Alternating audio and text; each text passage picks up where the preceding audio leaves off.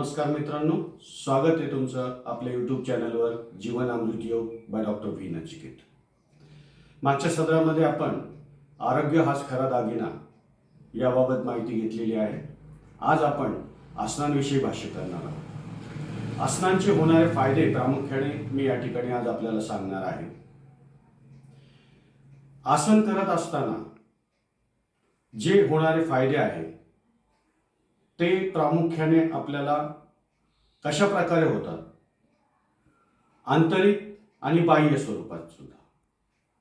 तर सगळ्यात महत्त्वाचं जे आहे ते गुरुत्वाकर्षणाची दिशा बदलते आपली. म्हणजे जेव्हा आपण शीर्षासन किंवा सर्वांगासन करतो त्यावेळेस आपल्या शरीराच्या विशिष्ट भागाला रक्तपुरवठा जास्ती होत असतो. म्हणजे सर्वांगासन केल्यानंतर प्रामुख्याने थायरॉइड ग्रंथीला आणि तुमची जी लिंगेंद्रिय आहे ह्यांना प्रचंड प्रमाणात रक्तपुरवठा होतो आणि त्या रक्तपुरवठ्यामुळे शरीराच्या विशिष्ट भागांवर दाब पडल्यामुळे आपल्याला एक वेगळ्या प्रकारची ऊर्जा प्राप्त त्या ठिकाणी होते. दुसरी गोष्ट काय होते, आसनं केल्यामुळं स्नायुबंध आणि स्नायू ताणले जातात. म्हणजे मसल्स, लिगामेंट्स आणि टेंडन्स. प्रत्येक आसनाची क्रिया करताना आपण शरीराला ताण देतो, त्यानंतर शिथिल करतो. ह्या दोन्ही क्रियांमुळं आपल्या स्नायूंना आणि स्नायुबंधांना विशिष्ट प्रकारचा व्यायाम त्या ठिकाणी मिळतो. तणाव दिल्यामुळं आणि शिथिलता दिल्यामुळं त्यामुळं त्या ठिकाणचा रक्तपुरवठा सुरळीत होतो आणि सांधे जे आहे ते लवचिक होण्यास मदत होते. अजून एक महत्त्वाची गोष्ट जी आहे, आपण जे शरीराला ताण, दाब, पीड देत असतो आसनांमध्ये, त्यामुळं आपल्या लैंगिक ग्रंथी तसेच आपल्या ज्या ग्रंथी आहेत इतर त्यांना सुद्धा विशिष्ट प्रकारचा मसाज भेटतो आणि त्याच्यामधून संप्रेरकांचा स्राव म्हणजे हार्मोनचा स्राव होतो. हार्मोन स्रावतात आणि अनन्यसाधारण महत्त्व आहे ग्रंथींसाठी. आसनांमध्ये ग्रंथींना ताण आणि दाब पडल्यामुळं त्यामधून स्राव स्रवले जातात आणि ते आपल्याला दिवसभर ऊर्जा देत असतात.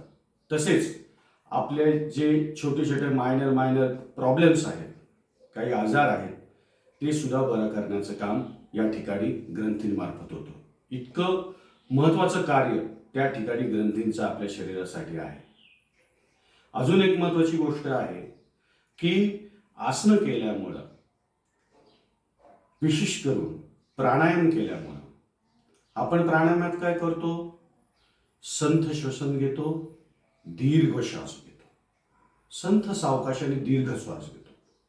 त्यामुळं काय होतं, आपलं विशिष्ट इंद्रियांकडे लक्ष केंद्रित आपण त्या ठिकाणी करतो. मनाची एकाग्रता होते. श्वसन क्रियेमुळं मनाची एकाग्रता होते आणि त्या एकाग्रतेमुळं आपण तणावमुक्त होतो, आपलं मन शांत होतं, स्थिर होतं. हे सर्व समजून घेण्यास थोडंसं किचकट वाटेल तुम्हाला, पण ज्या वेळेस तुम्ही परिपूर्णपणे स्वतःला झोकून देऊन आसनांमध्ये येतात त्यावेळेस हे फायदे तुम्हाला निश्चितच होणार आहेत. हे ध्यानात घ्या. घेरण संहितेमध्ये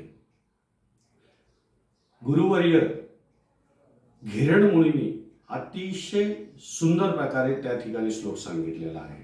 तो श्लोक आज मी या ठिकाणी तुम्हाला सांगतो. षट्कर्मणा शोधनंच आसनेन भवेत् दृढः मुद्रया स्थिरता चैव प्रत्याहारेण धीरता ध्यानात प्रत्यक्षात्मती समाधीन निर्लिप्तम च. आता याचा मराठीतून अर्थ तुम्हाला या ठिकाणी सांगतो. षटकर्म, जे षटकर्म आहे आसनांमध्ये येताना, आधी ज्यांचे शरीर स्थूल, ज्यांच्या शरीरामध्ये मेद साठलेला आहे त्यांनी षटकर्म करणे गरजेचं आहे. पण ज्यांच्या शरीरात मेद नाही आहे, स्थूल नाही आहे शरीर, किंवा त्यांना श्लेष्माचा किंवा मराठी भाषेमध्ये सांगायचं तर सर्दी खोकल्याचा कुठल्याही प्रकारचा त्रास नाही आहे, त्यांचं शरीर जाडजूड किंवा स्थूल नाही आहे, अशांना षटकर्म करण्याची गरज नाही आहे. त्यांनी लगेच हळूहळू सूक्ष्म व्यायाम करून आसनांकडे गेलं तरी चालतं. तर षटकर्म जे आहे, षटकर्म केल्यामुळं काय होतं, तर आपल्या शरीराची शुद्धी होते, आपलं शरीर सात्विक होतं. षटकर्म या विषयावर मी पुढच्या भागामध्ये विस्तृतपणे आपल्याला माहिती देणार आहे. षटकर्मामुळं शोधन वृत्ती होते, म्हणजे आपली शरीराची स्वच्छता होती, हे या ठिकाणी ध्यानात घ्या. आसनेन भवे दृढ, म्हणजे आसन केल्यामुळं तुमचं शरीर दृढ काटक होता तुम्ही आसनामुळं, हे या ठिकाणी तुम्ही घ्यायचं आहे. मुद्रया स्थिरता चैव, म्हणजे मुद्रा केल्यामुळं तुम्हाला स्थिरता प्राप्त होती, स्थैर्य प्राप्त होतं. प्रत्याहारेन धीरता, प्रत्याहार केल्यामुळं तुम्हाला धैर्य प्राप्त होतं. प्राणायामा लाघवंच, प्राणायाम जर तुम्ही व्यवस्थितरित्या तज्ज्ञ गुरुच्या मार्गदर्शनाखाली विशिष्ट सरावाने जर केले तर तुम्हाला हलकेपणा, शरीर हलकं होतं तुमचं आणि मनाला स्थैर्य सुद्धा लाभतं.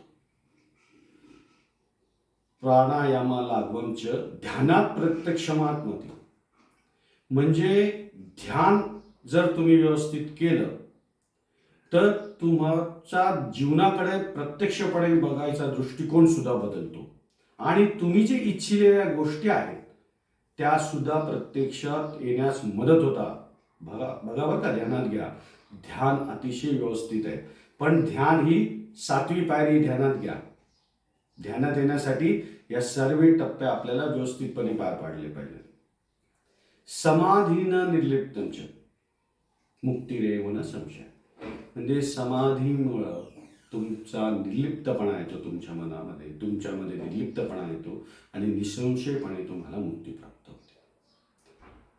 हा जो मी विस्तृतपणे तुम्हाला जो श्लोक सांगितलेला आहे, ऋषीमुनी घेरड मुनींनी सांगितलेला, षटकर्मणा शोधवंच आसनेन भवे दृढ मुद्रा स्थिरता चैव प्रत्याहारेन धीरता ध्यानात प्रत्यक्षमात्मती समाधीन निर्लिप्तंच मुक्तिरेव न संशय, याचं मराठीमधून थोडक्यात विवेचन मी आत्ताच केलेलं आहे. हा व्हिडिओ बघा, शेवटपर्यंत बघा अशी मी तुम्हाला विनंती करतो. व्यवस्थित समजून घ्या.